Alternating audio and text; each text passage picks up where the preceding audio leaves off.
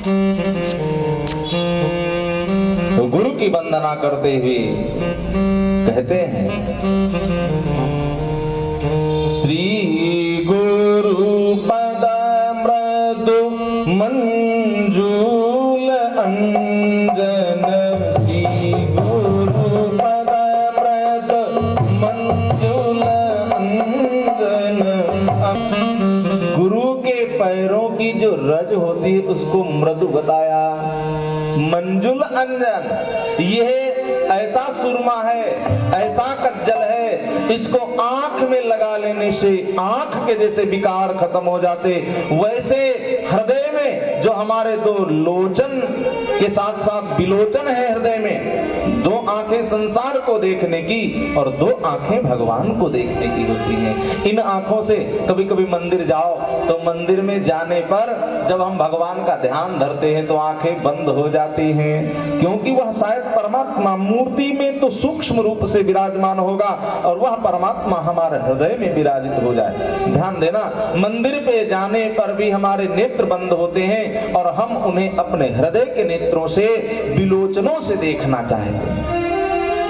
तो भगवान ज्ञान की दृष्टि से देखने का विषय है, भगवान इन आंखों से देखे नहीं जा सकते और यह शक्ति केवल भगवान दे सकते हैं या गुरु दे सकते हैं। इसलिए गुरु की वंदना।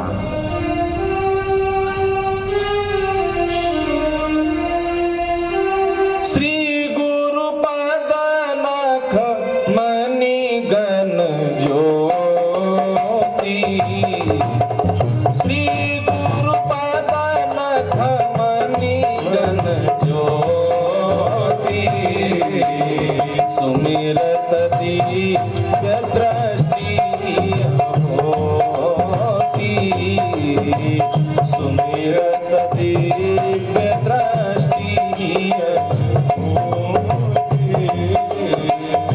सूझहि राम चरित मन मानिक, सूझहि राम चरित मन मानिक, भूत प्रकट जहाँ ज्योति खानिक, भूत प्रकट जहाँ ज्योति खानिक, सूझहि राम चरित मन मानिक, भूत प्रकट जहाँ ज्योति खानिक, भूत प्रकट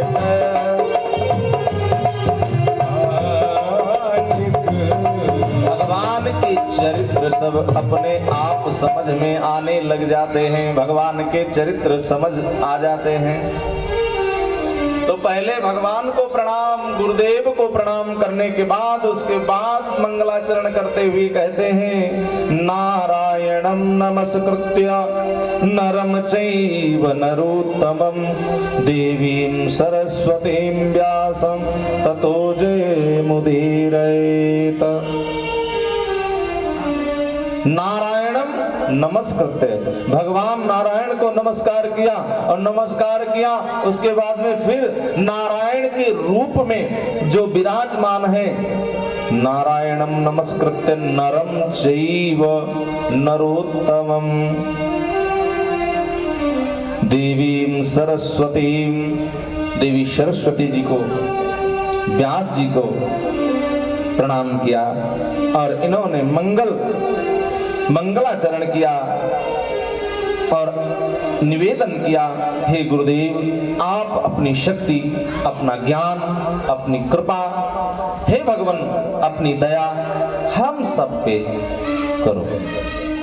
जब इन्होंने मंगलाचरण किया, सूत जी मंगलाचरण करके कहते हैं कि हे शौनकादिक ऋषियों, आपने जो पूछा है उसको ध्यान से सुनो। भगवान इस धराधाम पर 23 बार आ चुके हैं। 24 अवतारों की कथा आती है और 24वां अवतार अभी होना शेष है। भगवान इस धरा पर कितनी ही बार अपने भक्तों के लिए आ चुके हैं। प्रथम अवतार में शनक, सनंदन, सनातन और सनत कुमार ब्रह्मा जी के मानस पुत्र कहलाए। भगवान के ही रूप हैं। 5-5 वर्ष की अवस्था के हम बने रहें, ऐसा वरदान ब्रह्मा जी से पा करके ये तप करने चले गए। द्वितीय अवतार में रसातल में ले गई हुई पृथ्वी का उद्धार करने के लिए ब्रह्मा जी की प्रार्थना पर भगवान ब्रह्मा जी के नासिका से उत्पन्न हो जाते हैं। वाराह शिशु के रूप में, वाराह रूप में अवतार ले लेते हैं। बोली वाराह भगवान की जय। 12 अवतार लेके हिरण्याक्ष का उद्धार किया और पृथ्वी को बंधन से मुक्त किया। तीसरे अवतार में देवर्षि के रूप में, नारद जी के रूप में अवतार लेकर के भगवान आए और चतुर्थ अवतार में धर्म की पत्नी मूर्ति से भगवान नर नारायण के रूप में उत्पन्न हुए। पंचम अवतार में कपिल मुनि के रूप में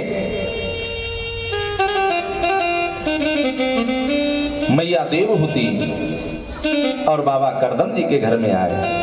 षष्ठम अवतार में भगवान अत्रि और अनुसुईया जी के यहाँ दत्तात्रेय के रूप में प्रकट हुए और अनुसुईया और महाराज अत्रि को कौन नहीं जानता।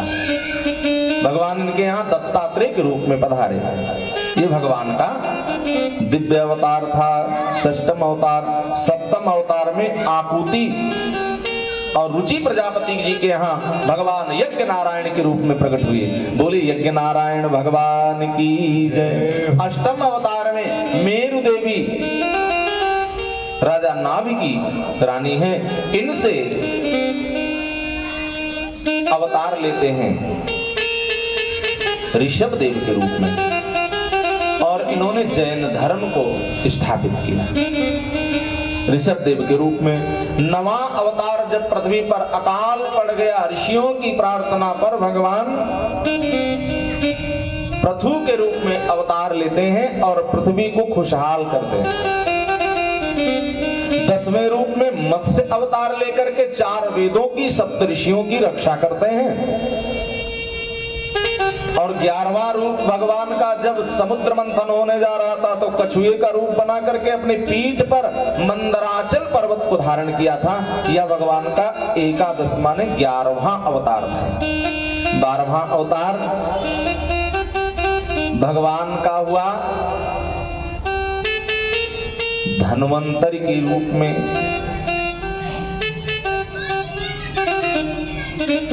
और 13 अवतार भगवान का हुआ विश्व मोहिनी। देवताओं को मोहित करना हुआ, अमृत देवताओं को पिलाना हुआ तो भगवान विश्व मोहिनी रूप लेते हैं। 14 अवतार, 14 अवतार जो है, यह अवतार प्रहलाद की प्रार्थना पर अपने भक्त को बचाने के लिए भगवान बहुत विशाल रूप लेकर के प्रकट हुए, नरसिंह रूप।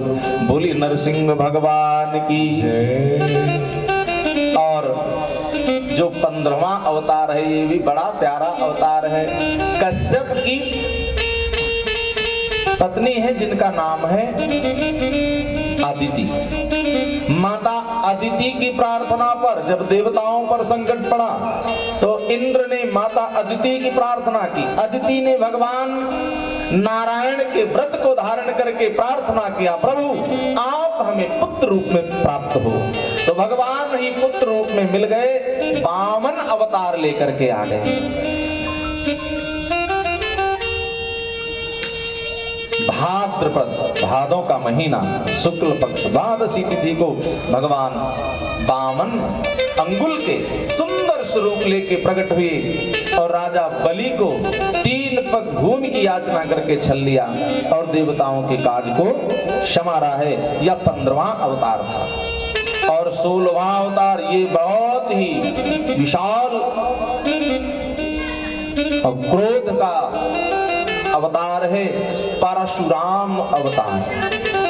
क्षत्रिय पर विधर्मी जब राजा इस धरा पर उत्पन्न हुए तो भगवान एक अवतार परशुराम का लेकर के उत्पन्न हुए और विधर्मियों का 21 बार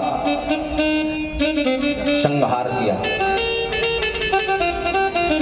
और 17वें अवतार में माता सत्यवती पाराशर जी के यहाँ वेद व्यास जी के रूप में जन्म हुआ, जिन्होंने 18 पुराणों की रचना की। ये 17 अवतारों की कथा थी, फिर 24 अवतार कैसे पूरे होंगे? कहा हंस और हयग्रीव